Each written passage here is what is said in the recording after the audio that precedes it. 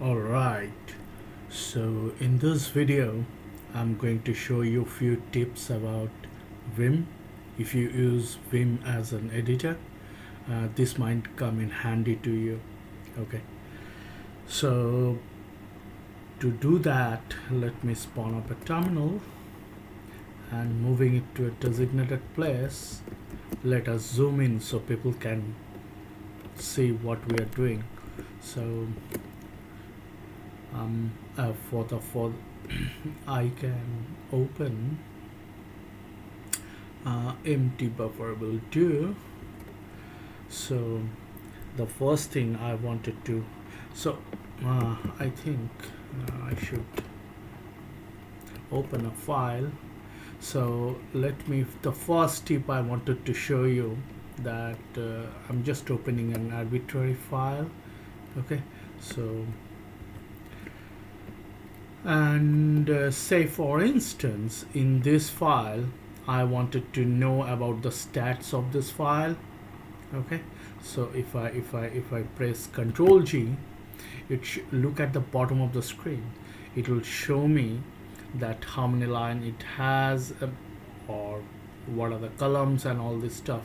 Now the funny thing is that if it's by default, if you prefix the 0 and press CTRL-G, it will show you like that. If you want more verbosity in the output, what has been shown in the bottom at this moment, you press 1 then press CTRL-G. See, the verbosity is getting even more. It show you the path, exact path of the file and everything, right? You can see now it is getting even more if you press 3 and CTRL-G.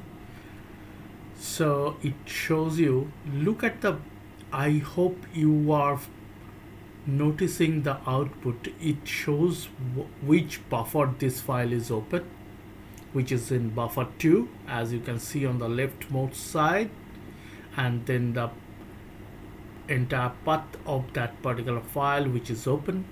Okay, and the line number where my cursor is, and total number of line, the percentage and all this stuff, which is coming handy.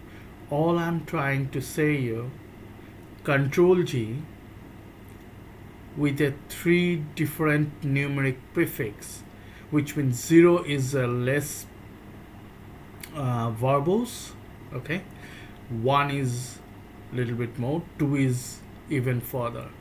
Okay, so let me do it again for you. Okay, so I'm in this file and I'm just repeating what I did for you. Okay, if I just press CTRL-G, it will just show me the file name and the line number and all this stuff. Look at the bottom of the screen, right? Now this is the default behavior of CTRL-G, right, to show you the file name and the other metadata. Now if you want to enhance the verbosity, just press 1 and then press CTRL-G. You see, it's expand the file name to the entire path of the file where the file actually resides, and along with the other metadata like the line numbers and percentage and all this stuff, it will get so. If you want even more verbosity or wanted to know which buffer it is open, just press numeric 2 and then CTRL-G again. Look at the bottom of the screen. Look at the left hand side of the screen at the bottom. It shows you which buffer this file is open, okay, which is in buffer 2. That's what it is showing. Okay, so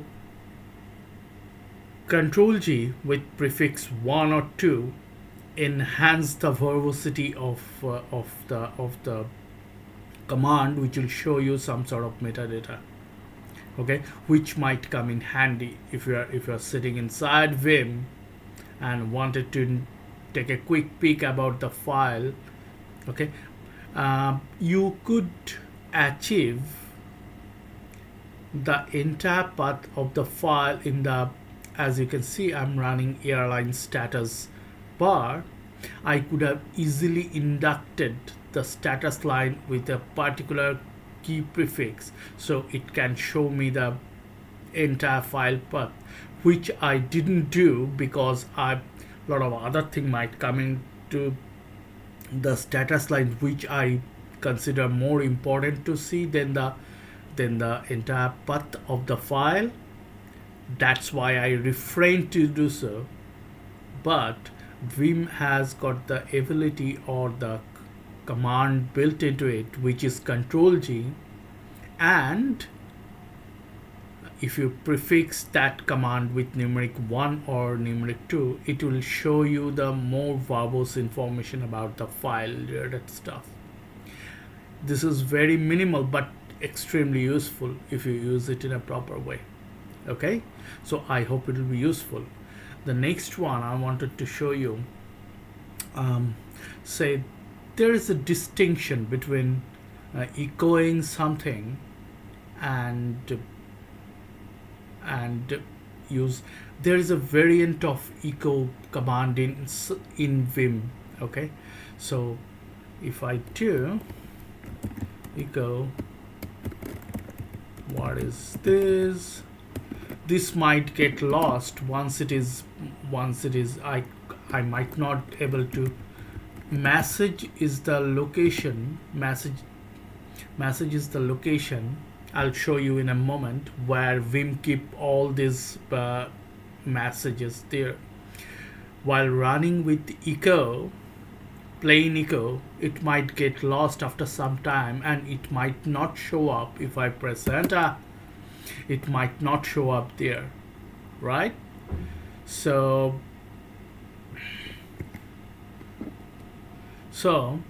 to have that particular message in the message buffer where the messages are kept in Vim, you used to something called EcoM, which is the abbreviation of echo message, which essentially put the message in the message buffer, okay, and keep it there. Okay, so let me give you an example. EcoM, this is a demonstration of message keeping. Okay, so if I press M, now you can see the echo area is speed back the message I typed with EcoM. Now if I go here, if you type messages on the EX prompt, and you are supposed to see, if you look at the bottom of the file, the message I typed with EcoM is showing there, right? So with the EcoM command of Vim, built-in command, you can keep the message for later viewing. Likewise, you can use that command in a Vim script to keep the important information which you can refer back later if you need to with the message command. I hope you are getting me, right? Okay, so there are other variants too, like EcoW. That W stands for window. If you run Vim with GUI mode, it will show you a pop-up and show you the message for a certain period of time. That timing can be manipulated too. Here I'm running it on TTY, so it doesn't speed up it doesn't pop up a window and show them, and instead it will show the message in the buffer echo area. This is echo window message. Okay,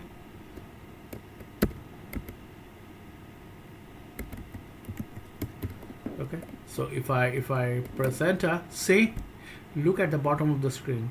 If you run Vim as a GUI mode in GVim or whatever the way, so it will pop up a pop-up window and show that message. Here I'm running it on TTY, so it spit out on the echo area. Okay, there are other variant too. Let me show you what are the other variant. If I open up EcoM, and you can see these are all built-in command of Vim. Okay, so you can see that EcoW, which I have shown to you, that it pop up a window and show you the message. This is the EcoRR, EcoE in abbreviation, so you can show the error message. Error message has got different variable, so you can put it so it can show it. The examples are clearly written there.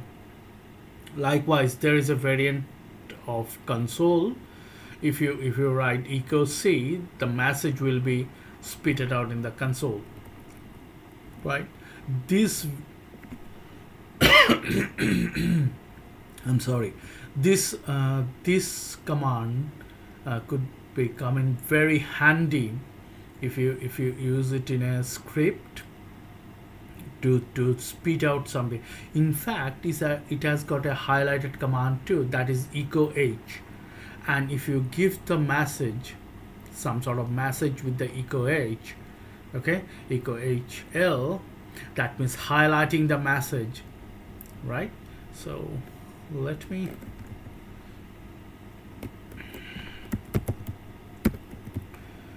EcoH, this is a highlighted message. Okay, so if I do,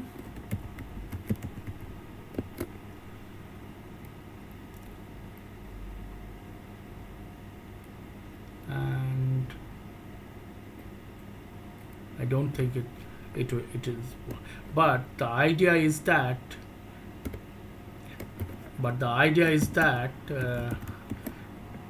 you can provide here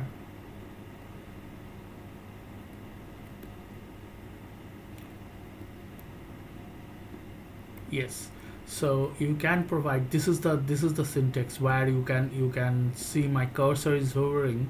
If you write down some warning message with EcoHL, it will show you in a highlighted manner.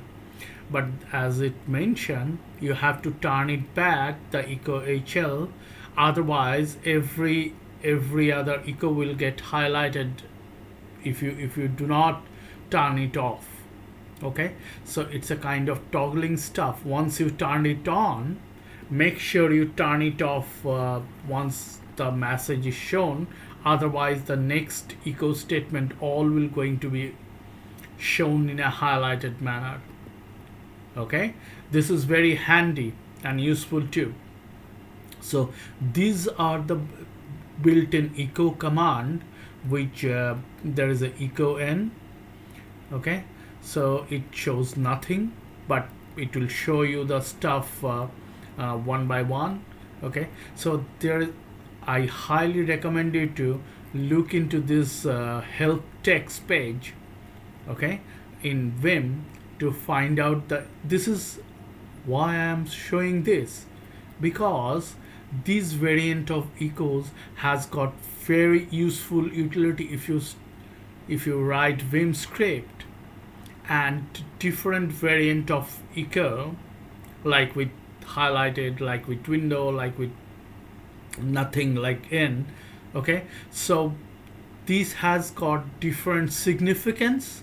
If you start using it or inside the Vim script, you'll sooner find that this command will be very useful. Okay, that's why I'm making this video. So now, where all these, if I close this, so where all these stored, if you do H message history,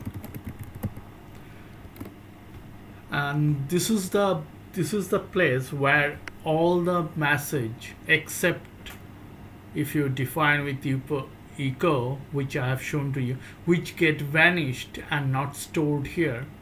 Otherwise, all other echo variant like with WHLS or whatever all get stored here, and you could manipulate these messages the various way as it is written here.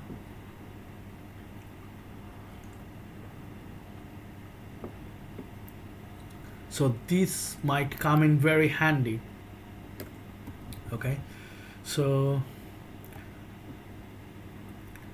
I just wanted to show you a little bit of stuff. The Control-G variant with numerics, if you followed me what I have said, and this is the echo variant, and you can always look into that with the message.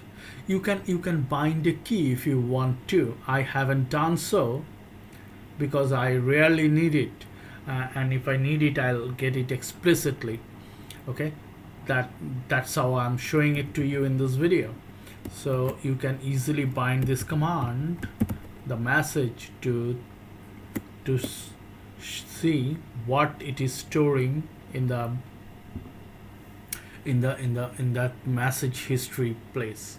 Okay, so this is very useful. Again, I'm saying because some of the messages might get lost if you run it with a pure echo.